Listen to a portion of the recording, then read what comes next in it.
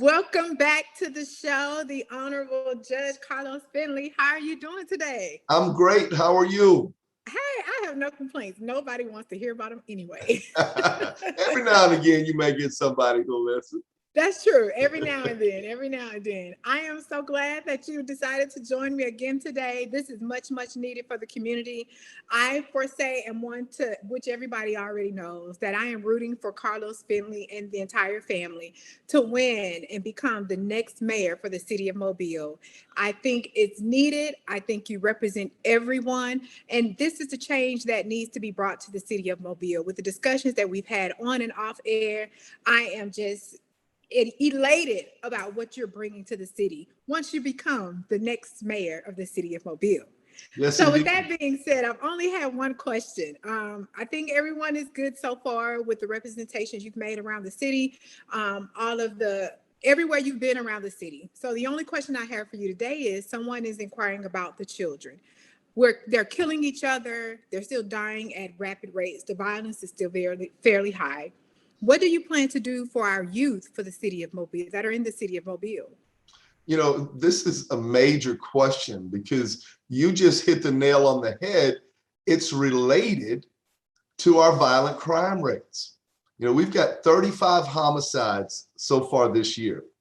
Last year, we've got 36. Last year, we had 25 at this time.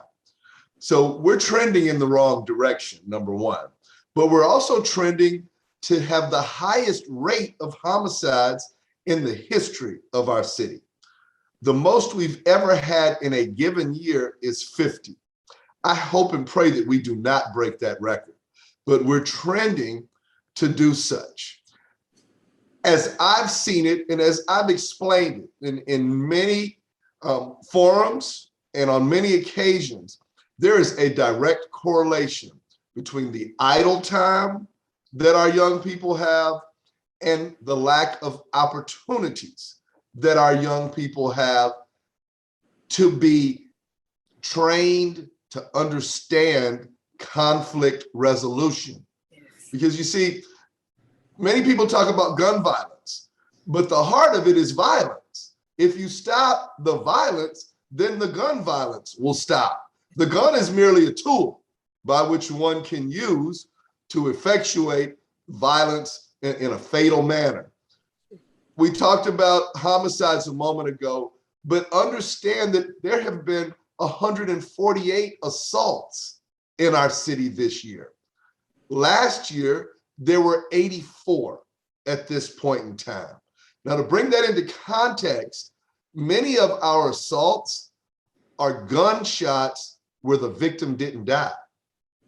Understand that. Oftentimes, the only difference between an assault and a homicide is that the victim did not die. Now, of course, there are other assaults where people are stabbed or beaten, bludgeoned, whatever the case may be. But many of those assaults are also gunshots and gunshot wounds. So what are we going to do about it? We've assessed the problem. We know what it is. What are we going to do about it? Number one, we've got to adequately fund our nonprofit organizations. So I'm talking about our Dearborn Wides, our Dumas Wesleys, our Boys and Girls Clubs, many of our parks and recreations. We were at Trinity Gardens yesterday. We're going to go back out there this afternoon because they're registering young people for football and cheerleading right now. But the coach had to come out of his own pocket to the tune of $8,000 for helmets and shoulder pads. The city of Mobile doesn't have a park league anymore. The park leagues are run by the county of Mobile. But we know that the city has over $100 million in surplus. They call it a rainy day fund. I would submit, and I have submitted, that it's raining in many of our communities. And we need to utilize a large portion of that funding to support our children and activities for our children.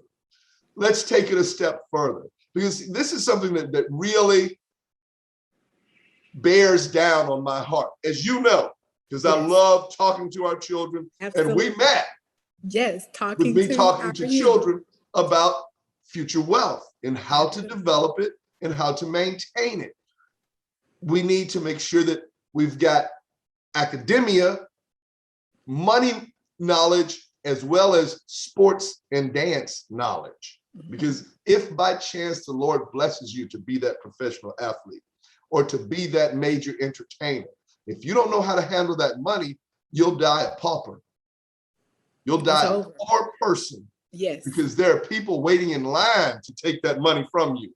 Yep. If you don't understand how it works, they'll get it. I don't want to get too far off track though. We've got to maintain our nonprofits, because oftentimes that's where our children learn conflict resolution. Yes. So you can't teach what you don't know.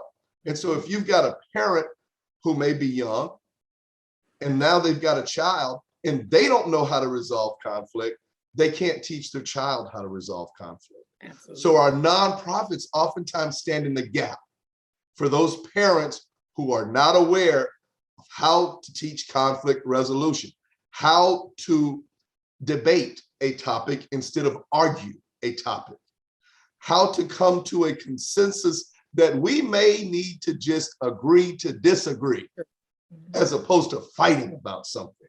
That's what our nonprofits do. And then when we can't, Dearborn Y, for instance, they had a boxing program. So you can get that stuff out and you can get in the ring and you've got gloves on. Nobody gets majorly hurt, certainly not fatally hurt at the end of it. But now you've taught children how to resolve conflict physically and mentally and how to be disciplined about it. Well, when the current administration went into office, a lot of that funding stopped. And so there is no longer a boxing program at Dearborn Y. Things like, the chess program, learning how to play chess. That's another way to develop your sense of how to resolve conflict. Chess is a game about war, but it's a strategic war, and it's a mental war, because that's what you're going to encounter in the world of business. And we need to start teaching our children how to handle themselves in business situations and not get mad and angry and shoot somebody. Yes. These are the things that are so important that I don't think the current administration realized would happen when they took that funding away. I think they just thought, we're going to take the funding away. It's a line item. We can't afford it. And people will just say, okay, they took the money and we just won't do anything. We don't have anything to, we'll go and play basketball. No. There's a backlash from doing that. You reap what you sow. Yes. And so when you sow those seeds of telling those children, we don't care about you, then they begin to not care. They begin to not have hope. They begin to believe that the only way I'm going to get anything for myself is to go out and take it by any means necessary. That's what we're seeing now. Understand, this current administration started 8 years ago. 8 years ago. So that the children who were 11 and 12 are now 20 and 22. You understand what I'm saying here? Yes. Oh They're 19, 20. Who's doing all of the killing? Yes. Who's doing all of the shooting? 19, 20, 21, up to 26 years of age.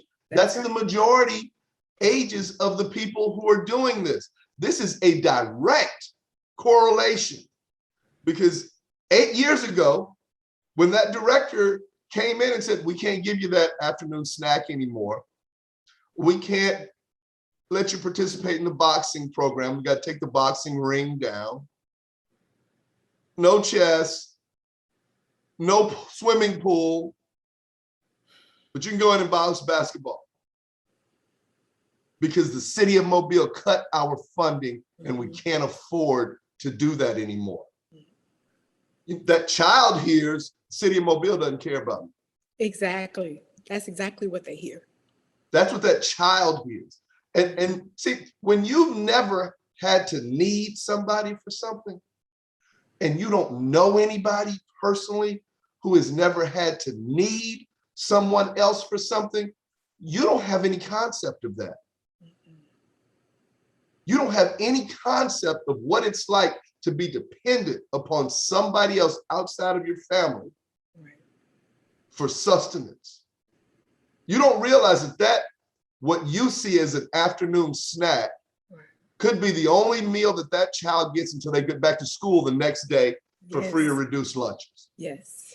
So now today, our administration is touting what a wonderful position our city is in financially and what a great job they've done over the last 8 years to get Mobile back on sound footing. And we've got this awesome rainy day fund, and we've improved our bond rating so that we're able to get loans and invest in projects.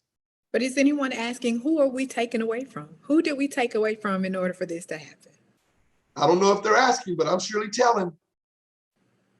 Because when 53% of the children in the city of Mobile who attend Mobile County Public Schools qualify for free or reduced lunches, what kind of financial shape is our city really in?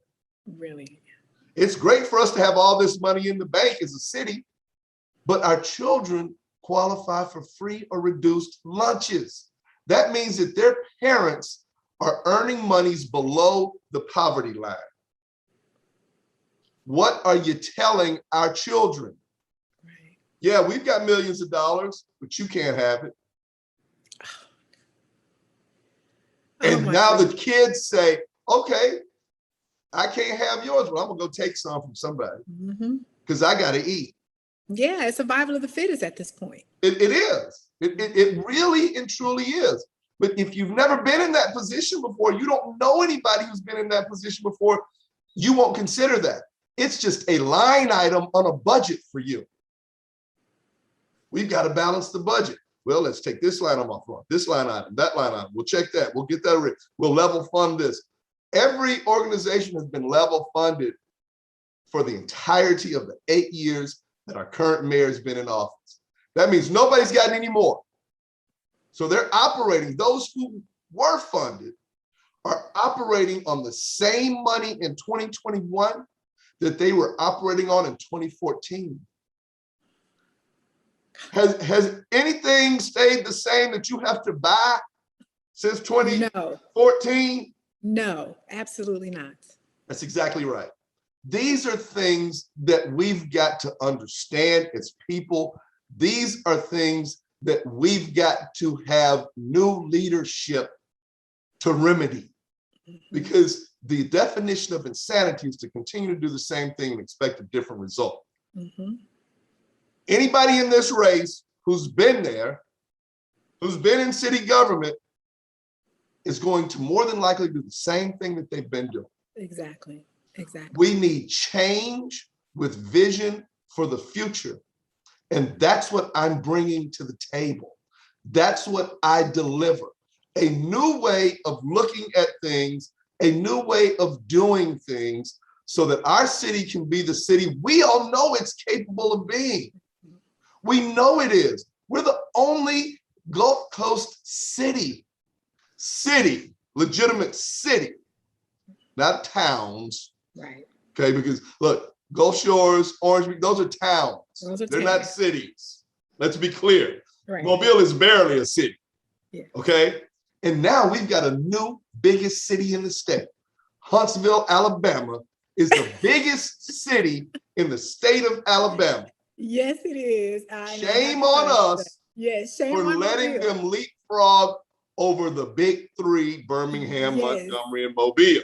Exactly. That was a discussion that we've had recently of how Mobile has digress to not being number one anymore, and Huntsville has definitely surpassed. And one of the reasons what we spoke earlier as to why is because of job opportunities.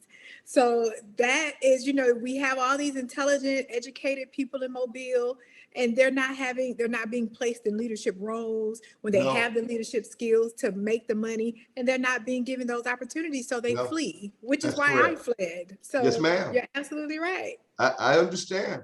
Mhm. Mobile County lost more people than any other county in the state of Alabama last year.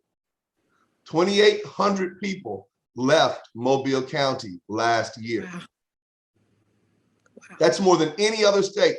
And many of them went to Jefferson County, which surprised me because I thought, oh, well, yeah, they're moving across the bay to Baldwin County. Yeah, a Right. large number of them did, but Mhm. many went to Jefferson County Wow. and Madison County. Wow. They Yes. left Mobile, the beautiful Gulf Coast, and moved inland. Yep. That's leadership. That's leadership. There is no one in this state that should be competing with Mobile, Alabama. The port city should There not is no other city in this country that should be competing with Mobile, Alabama. That's what I'm saying. That's the future that I see for our city. We've got a riverfront that we do absolutely nothing with, except industry. Now, we've got some great industry, but when you start peeling back the layers, okay, there's 2 tunnels that run underneath our river. Yep. So the deepest that water can ever be is 35 feet. That's the deepest draft of a ship that can ever come north of it. That's why our container yard is south of the tunnels, south of the city, near Brooklyn Complex, which is perfect. Mm-hmm. But we need to have more retail and more entertainment spaces north of those tunnels on our riverfront that our downtown feeds directly into. Yes. Many people would not even know that that river was there visiting the city of Mobile if we didn't tell them. Right. And we've got 2 groups of hundreds of people coming to our city every week to get on a cruise ship. We need to be giving those people a reason to come a day or 2 early, stay in our hotels, go to our restaurants, experience our cultural and heritage tourism. But it's not being marketed that way. That's leadership. Yep. Because you see, Mobile is perfect to some people just the way it is. They don't want to see it change. Mm-mm. It's exactly the way that they want it to be.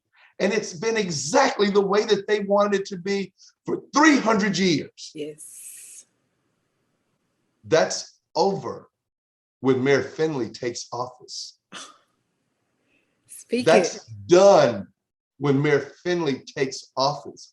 Opportunities are going to be released to the public. They're going to be noticed to the public. They're going to be promoted to the public. See, the city of Mobile has many contracts that they issue to individuals and companies from the city. Well, why do those contracts have to be limited to people who are in Mobile? See, I had a talk with a gentleman the other day. I said, look, we've got all these contracts that are coming from the city, and we've got all this blighted property here in the city. We've got affordable housing issues here in the city. And they said, well, let's talk about this, because there's only maybe a couple of African-American contractors in the city of Mobile who can do that work. I said, why are we limited to the city of Mobile? There are African-American contractors across this country. Exactly. Who would love to be able to come to Mobile, set up shop, and take advantage of some of these contracts. They go, well, how do you know that? I said, let me tell you how I know. I said, when Maynard Jackson became mayor of Atlanta in the 70s, he wanted to build a new airport. Do you think he used a firm that was in Atlanta? No. No, he used Finley architecturing firm out of New York City. My uncle Yule Finley helped to design Hartsfield-Jackson Airport, and he's never lived in Atlanta a day in his life. Wow. That's how you become an international city. That's right. That's how you get away from the small town mentality, the mediocre reputation of being perpetual potential, by inviting others in who know how to do things in more efficient ways than the local yokels do. Right. Now, those local firms and local companies, if they're smart, they get on board with those international companies and they learn how to do the things that they do. So the locals grow too. Mm-hmm. See, I'm not looking to shut anybody out. What I am looking to do is make people compete. You see, when you make folks compete, you get the best product. That's right. These are ways of thinking that our current leadership does not consider. That's why we're now the 4th largest city in the state of Alabama. That's crazy. That's why we will continue to shrink if we continue this line of thinking. And it's also why, for some people, it's exactly the way they want it. Yep. That is absolutely correct. Oh my gosh. Like, just speaking of knowing that it's factual, that the city of Mobile, and I still say we, because Mobile is still home for me, and my mom is still there, and my entire family is still there. And I will say again that I'm only gone because there were no opportunities. So just to know that it's your factual, prime example. Yes, has shrunk as much as it has over these at least 4 to 8 years. That is definitely, it definitely should be a reflection of what's going on now in the administration as to why it's like that. And it also should let the administration see, wow, we have shrunk and we've done nothing. Can't argue. Numbers don't lie. Numbers do not lie. You can't argue that. You know, there's no argument for that. And you know, here's the thing that's really sad, Ms. Petit. You are one in a long line of people who left here because of lack of opportunities. Mm-hmm. The latest endorsement that I received last week, early last week, was Dr. Lonnie Johnson. Oh, awesome. That's great. Dr. Lonnie Johnson has Johnson Laboratories in Atlanta, Georgia, because when he invented the Super Soaker, he was able to have some finances so that he could go out and be independent. And he wanted to come back to Mobile, but the infrastructure wasn't here for him to do what he needed to do with his laboratory. So he moved it to Atlanta. He wants to still come back to Mobile, but he's not going to do that unless there's leadership that he has confidence in that will ensure that opportunities are given not only to him, but to everyone who can produce a product that's world class. Because that's what he does. He invents and he produces products that are world class. He won the Alabama Science Fair in 1969 at the University of Alabama as a high school kid. No press, nobody ever said anything. He built a robot in high school. Wow. Nobody ever promoted it, said what a great job he was doing. He joined the Air Force out of high school. Wow. He had to leave here. Alexis Herman, the first Secretary of Labor of African American and female descent in the history of this country, from Mobile, Alabama. Major General J. Gary Cooper, the first Marine Corps officer to ever lead a battalion into battle in the history of the United States Marine Corps. Former ambassador to Jamaica, Undersecretary of the United States Air Force, had to leave Mobile. Secretary of Defense Lloyd Austin, Mobilian. went to Most Pure Heart of Mary Elementary School, left Mobile.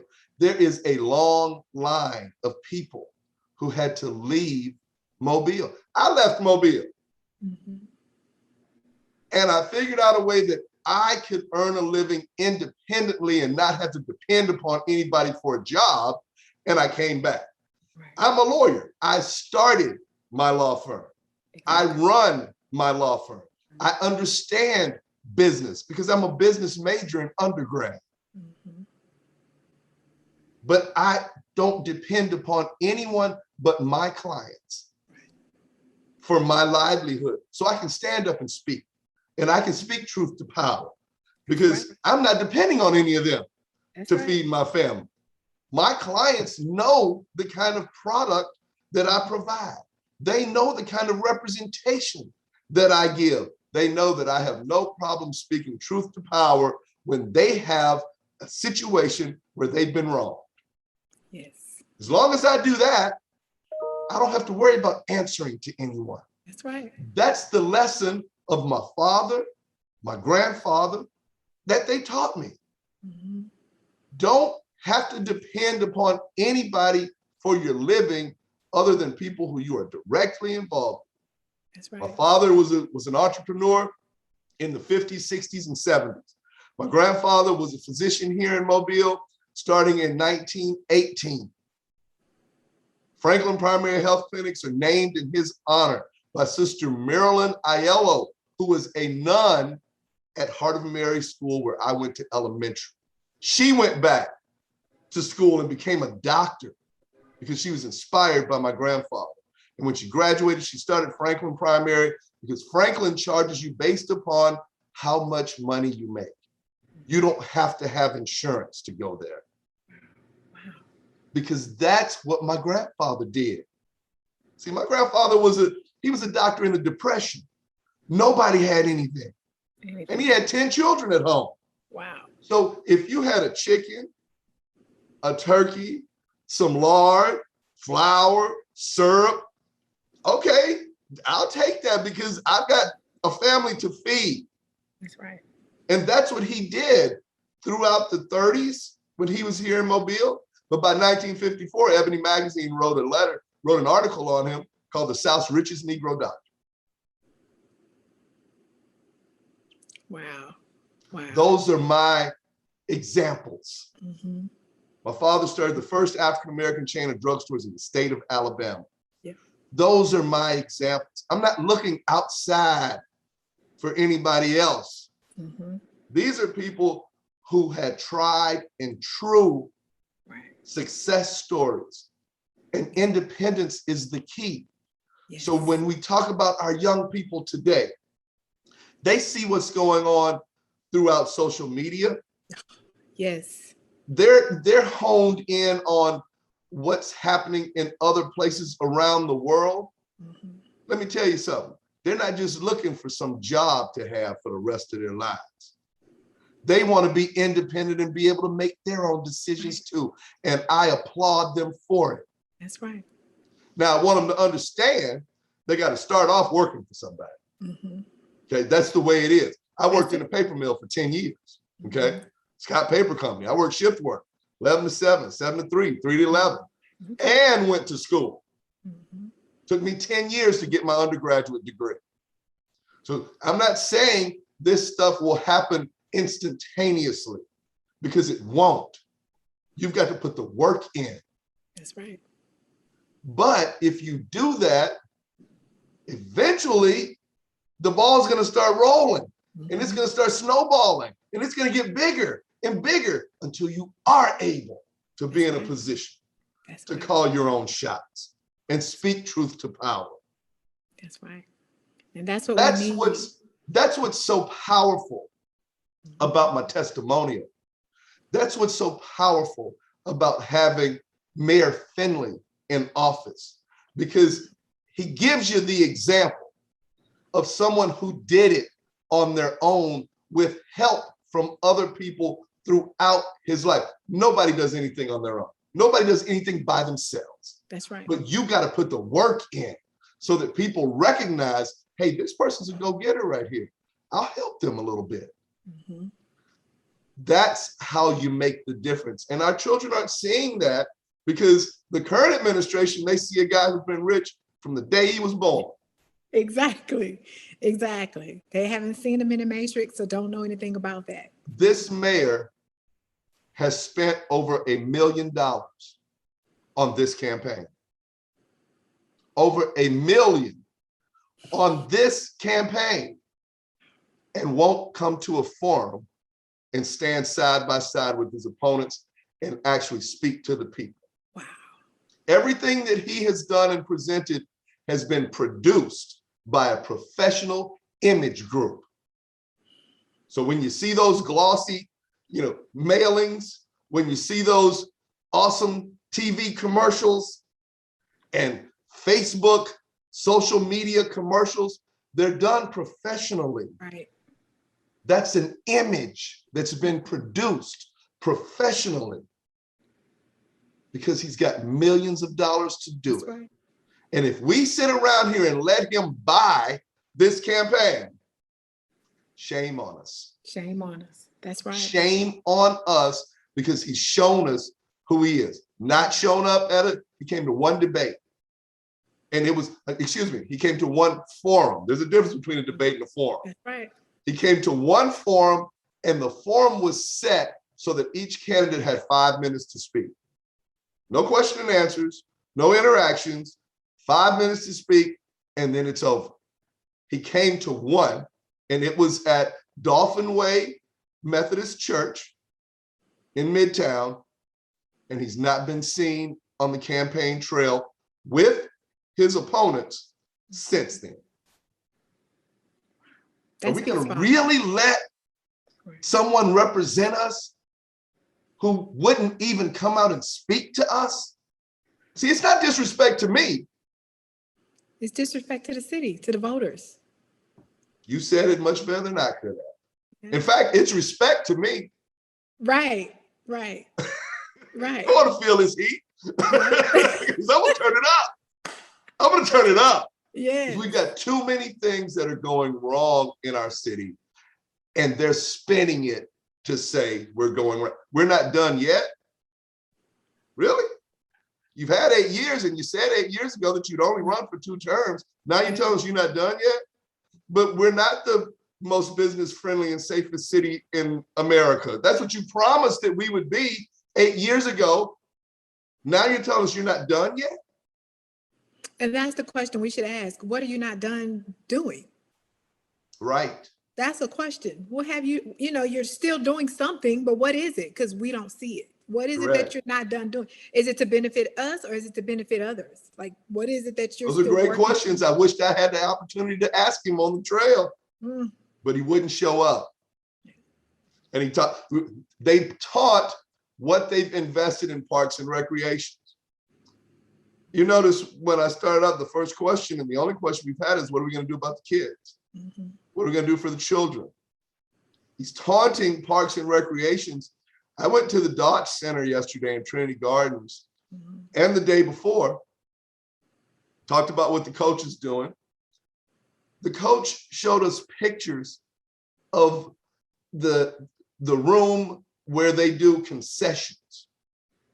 It was trashed. I mean, just completely trashed. They had to go in and clean it out so that they could set it up so that they could make money through selling concessions to invest back into the team, because the man has already spent $8,000 of his own money. So you're doing all these things through parks and recs that you say, but that place was trash. I saw the pictures. I saw the pictures, and I saw the room after they cleaned it up. The pool at Figure Center was open 1 day a week this summer on a Wednesday. Other than that, the gate was locked. And there was no sign up anywhere even telling people the pool's only open on Wednesday.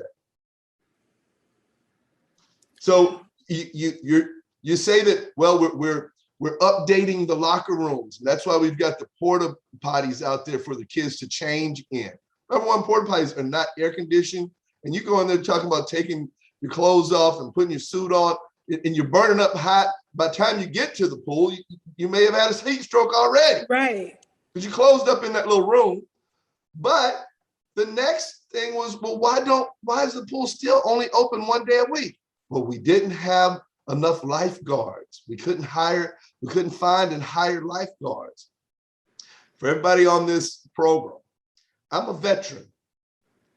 I'm a United States Coast Guard veteran.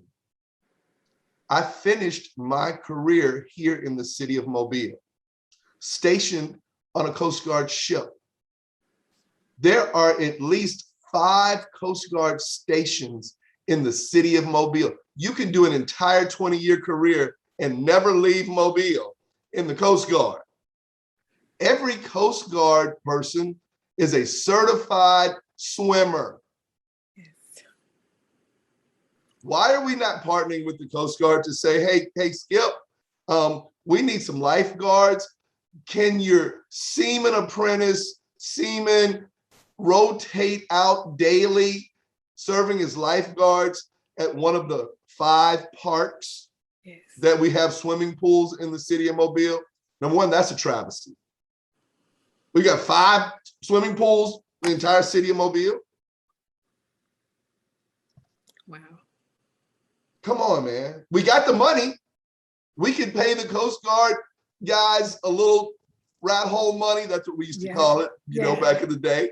A rat hole money to come and serve as a lifeguard, 1 day a week. Mm-hmm.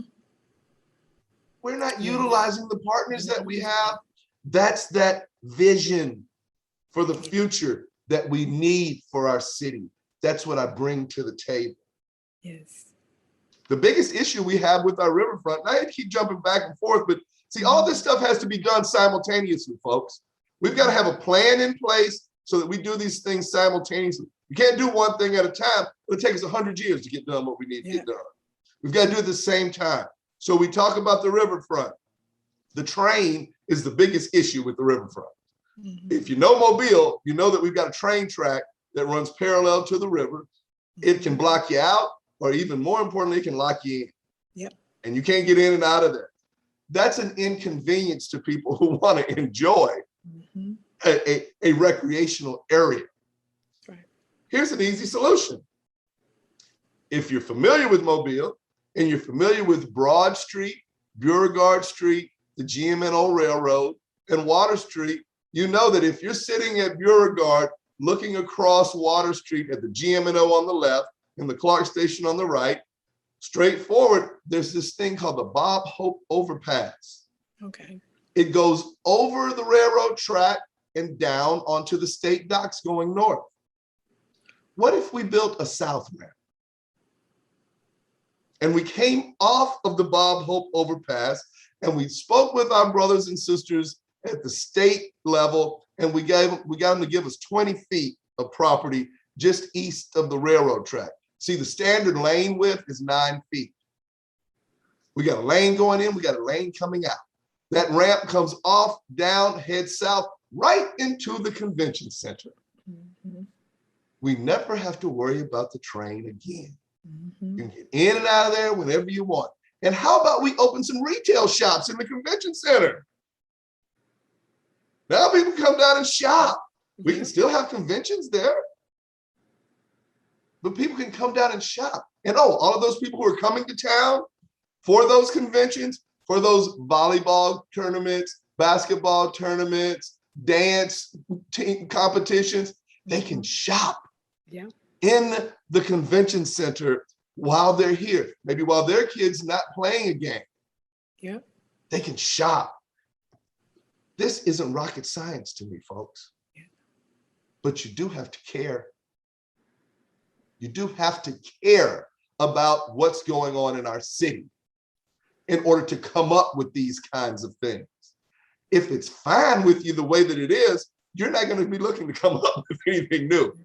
You're going to be looking to maintain what you have. Or don't. And I submit to you, that's where the leadership is right now. Wow. This is amazing. I want us to continue this so bad. But for for everything due to us being able to make sure we can do this live, we're going to cut it short. But I do have a final question for you. Yes, ma'am. What do you need from the community? It's almost time to vote. What do you need from the community? How can we find you? How can we volunteer to help you get to the next level? Let us know how to help you and find you. Right now, you can't have too many greeters at these polls. We would love for you to work with Finley for Mayor 2021 as a greeter at the polls on Tuesday. All you've got to do is shoot us an email at finleyformayor2021.com.